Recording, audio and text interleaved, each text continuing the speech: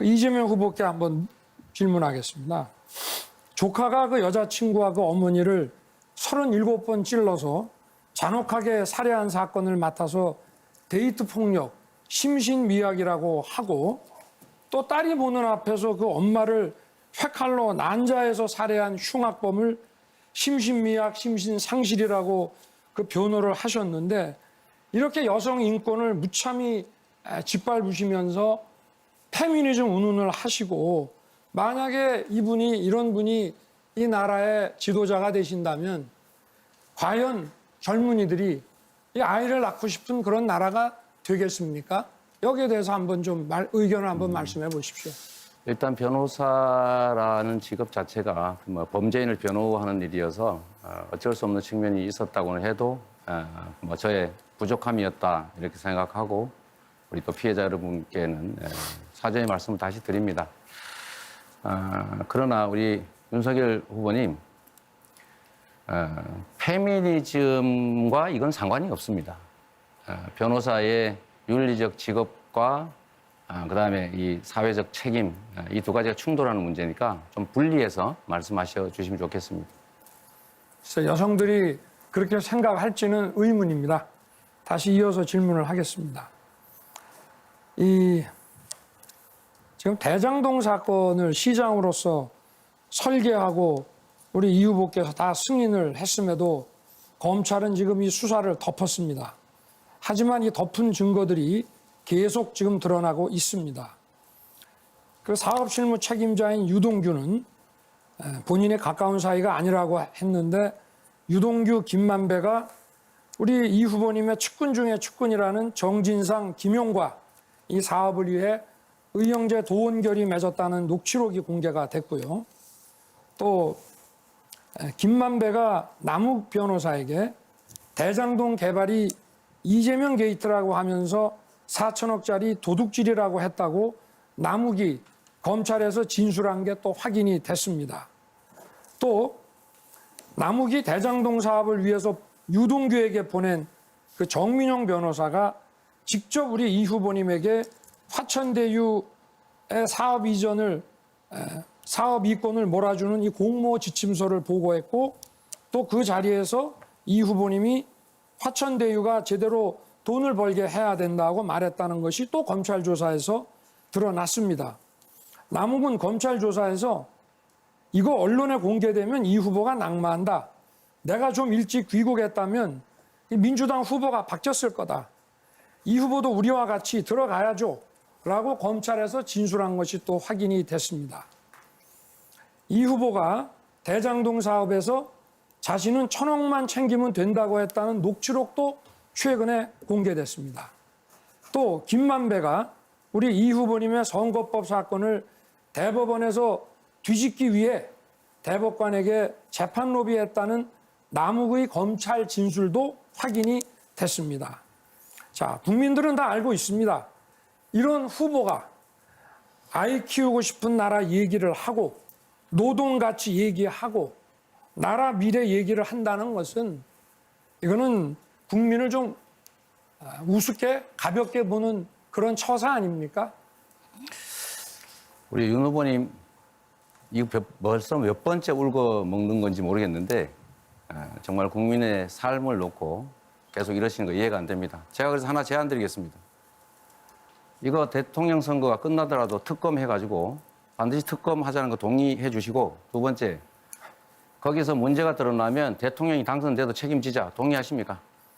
이거 보세요. 동의하십니까? 이거 보세요. 동의하십니까? 지금까지 동의하십니까? 다수당으로서 수사도 다 회피하고 동의하십니까? 지금 뭐 대통령 선거가 국민학교 애들 반장 선거입니까? 정확하게 수사가 이루어지지 않고 덮었지 않습니까? 그래서 특검하자니까요. 이게 지난 2월 25일 우리 TV토론 이후에 다 나온 자료를 그때도 제가 말씀을 드렸고 새로이 언론에 나온 것들을 지금 말씀을 드리는 겁니다. 후보님, 그래서 특검하자고요. 그거 왜 동의를 안 하십니까? 지금 동의해 주세요. 당연히 답답하면 수사가 동의하세요. 이루어져야죠. 특검해야죠. 아니 왜 당연한 거를 특검에서 지금까지 안 결과가 하고 있다가 나오면 이제 대통령이 얘기하십니까? 당선돼도 책임지죠. 네. 자 이제 30초 드렸으니까 넘어가겠습니다. 대답을 안 하시네요. 당연히 수사 이루어져야죠. 네. 그다음에 우리 지난 2월 27일 우리 이재명 후보께서 울산에서 정치 보복은 숨겨놨다가 나중에 몰래 하는 거라고 하셨습니다. 그 보복 대상이 누굽니까? 제가 드린 말씀은 대놓고 정치 보복하겠다는 사람이 있는데 할 마음이 있으면 숨겨놓게 하는 거지 내가 그렇게 한다는 게 아니고 어떻게 대놓고 말할 수 있냐 이 뜻이었다는 거 한 말씀 드리고요. 두 번째 아까 드렸던 말씀 마저 드리겠습니다. 대면 결제한 건 공모 지침서인데 공모도 되지 않았는데 어떻게 하천되고 나옵니까? 그때는 하천되어 있지도 않았어요. 세 무슨 번째로 말씀하세요? 자 똑같은 사람이 말한 건데 윤석열 후보 내 카드 하나면 죽는다. 바로 구속되면 죽는다. 돈 많이 받았다. 이렇게 말한 거는 왜 인용을 안 하고 그 사람이 한 똑같은 사람이 한 말인데 왜 저에 대해서 확인되지 않은 얘기는 그렇게 근거를 좋습니다. 두십니까? 검사를 그렇게 그만하세요. 해보셨어요? 제 주도권이니까. 그 얘기는 기자들이 다 이미 확인해 줬지 않습니까? 제가 중앙지검장 할 때 그 법관들 그 수사를 많이 해서 혹시나 법원에 가게 되면 죽는다 그런 얘기를 하고 이미 언론에 다 나오지 않았습니까? 그러면 자, 김만배한테 됐고 내가 또 따로 더 질문을 이상 하겠습니다. 도와줄 수 없다는 얘기는 뭐였습니까? 제가 그 대답을 안 하세요? 하겠습니다. 저한테 질문하지 마시고 제가 질문한 거에 대해서 명확하게 답변을 좀 하십시오. 답이 그겁니다. 네. 답이. 그럼 제가 질문하면 저한테 다시 질문하는 방식으로 이렇게 맨날 넘어가십니까? 그것도 답이죠. 좀 이 국민들이 다 알고 있고 검찰에서 사건 덮어갖고 여기까지 오셨으면은 좀 이런 부분에 대해서는 좀 부끄러워하실 줄 알아야지. 국민들한테 이게 뭡니까? 국민 여러분 한번 보십시오. 누가 진짜 몸통인지. 이제 뭐 거짓말이 워낙 달인이시다 보니까 뭐 못하는 말씀이 없으신데 제가 안철수 후보니까 한번 여쭤보겠습니다.